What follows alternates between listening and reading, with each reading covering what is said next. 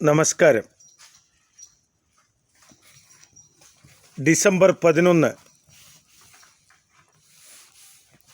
എല്ലാ കൊല്ലവും അന്താരാഷ്ട്ര മനുഷ്യാവകാശ ദിനമായി ആചരിക്കുന്നു. ഈ ദിനത്തിൽ അന്താരാഷ്ട്ര മനുഷ്യാവകാശ സംഘടനയുടെ ജുഡീഷ്യൽ മെമ്പറും സീനിയർ അധ്യക്ഷനും ഇൻ്റർനാഷണൽ ഹ്യൂമൻ റൈറ്റ് ഒബ്സർവേറ്ററിയുടെ അംബാസാഡറും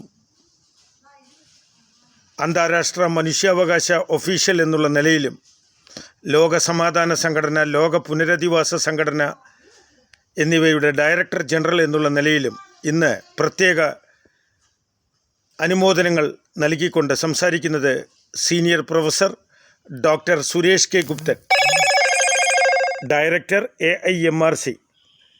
ഇന്ന് ഈ മനുഷ്യാവകാശ ദിനത്തിൽ ഭാരതത്തിലെ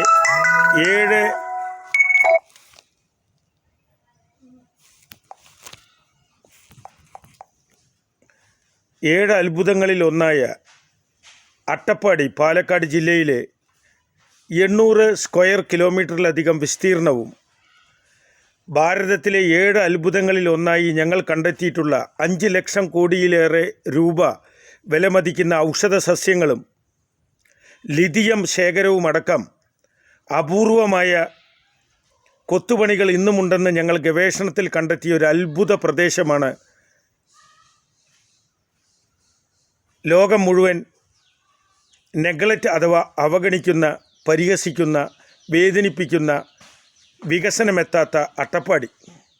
പക്ഷേ 500-ലേറെ തവണ അവിടെ സന്ദർശിച്ച് ആ അത്ഭുത പ്രദേശത്തെപ്പറ്റി ആഴത്തിൽ പഠിക്കുകയും 23 ആദിവാസി വിഭാഗങ്ങളും 198 ഹാംലെറ്റുകളുമുള്ള ലോകത്തിലെ ഏറ്റവും വലിയ ആദിവാസി വർഗങ്ങൾ താമസിക്കുന്ന ഒരു ആദിവാസി താലൂക്കാണ് അട്ടപ്പാടി. പക്ഷേ പരിപൂർണ അവഗണനയാൽ അവരെ ബുദ്ധിമുട്ടിക്കുന്ന, അവരുടെ എല്ലാം നഷ്ടപ്പെടുന്ന അവസ്ഥയിൽ മനുഷ്യാവകാശ ലംഘനങ്ങൾക്ക് പേരുകേട്ട സ്ഥലമാണ് ആദിവാസികൾക്ക് പ്രത്യേകിച്ച് ഇന്ന് അട്ടപ്പാടി. അവിടെ ആദരണീയനായ അട്ടപ്പാടിയുടെ ഗാന്ധി എന്നറിയപ്പെടുന്ന മാണിയച്ചൻ അഥവാ മാണി സാർ, അദ്ദേഹം 45 കൊല്ലത്തിലേറെ അവിടുത്തെ മനുഷ്യാവകാശ പ്രവർത്തകനാണ് ഈ മാണി സാർ. അദ്ദേഹത്തോടൊപ്പം പ്രവർത്തിക്കുന്ന ആദരണീയ ബഹുമാന്യ ശരത് നാരായണൻ അഗളി, ഗൊട്ടിയാർകണ്ടി മൂപ്പൻ, അവരുടെ പ്രിയപ്പെട്ട നാഗി എന്ന ഓമന പേരിൽ അറിയപ്പെടുന്ന ദീപ എന്ന് പറയുന്ന, ഞങ്ങൾ അന്താരാഷ്ട്ര അജ്വൽ അവാർഡ് നൽകിയ ദീപ ഗൊട്ടിയാർകണ്ടി, ഒപ്പം എൻ്റെ വളർത്തു മകളായ അമേരിക്കൻ ഇൻഷുറൻസ് കമ്പനിയിൽ ജോലി ചെയ്യുന്ന ആദിവാസി വിഭാഗത്തിൽപ്പെട്ട നിഷ എന്ന എൻ്റെ മകൾ. ഈ സമൂഹത്തെ ഞാൻ അത്രയധികം ആദരിക്കുന്നു. ഇന്ന് അട്ടപ്പാടിയിൽ ഏകദേശം പുട്ടുപൊടി മുതൽ ദോശ മിക്സ് വരെ അട്ടപ്പാടി ട്രൈബൽ ഫാർമേഴ്സ് അസോസിയേഷൻ മുഖേന 741.97 ഹെക്ടറിൽ മില്ലറ്റ് കൃഷി ചെയ്യുന്നുണ്ട്. ആ മില്ലറ്റ് കൃഷി നടത്തുന്നതിനും അവിടെ ഇന്ന് പല ബുദ്ധിമുട്ടുകളുണ്ട്. കാരണം കാട്ടുശല്യങ്ങൾ, അനധികൃത കുടിയേറ്റം, ആദിവാസികളുടെ വിലപ്പെട്ടതെല്ലാം ഇന്ന് ഭൂമാഫിയയും അവിടെ വന്ന കള്ളന്മാരും അവരെ ചൂഷണം ചെയ്യുന്നവരും ഇന്ന് അട്ടപ്പാടി മൊത്തം ആദിവാസികൾക്ക് നഷ്ടപ്പെട്ടു. ഇന്ന് മാഫിയയുടെ കയ്യിലാണ്. തമിഴ്നാട്ടിൽ നിന്നും കർണാടകയിൽ നിന്നും വന്ന അടക്കം ഞങ്ങൾ കണ്ടെത്തി. ഇപ്പോൾ അന്താരാഷ്ട്ര തലത്തിലും ആദരണീയ ഇന്ത്യൻ പ്രസിഡൻറ്റിൻ്റെയും പ്രധാനമന്ത്രിയുടെയും ഓഫീസിൽ നിന്നുള്ള ഉത്തരവിൽ കർശന നടപടി ഇപ്പോൾ അട്ടപ്പാടിയിൽ എടുത്തുകൊണ്ടിരിക്കുന്നു. അട്ടപ്പാടിയുടെ വികസനത്തിന് വേണ്ടി രാപ്പകലില്ലാതെ കഠിനാധ്വാനം ചെയ്യുന്ന വ്യക്തി നിശബ്ദമായി എന്നുള്ള നിലയിൽ എനിക്ക് അഭിമാനമുണ്ട്.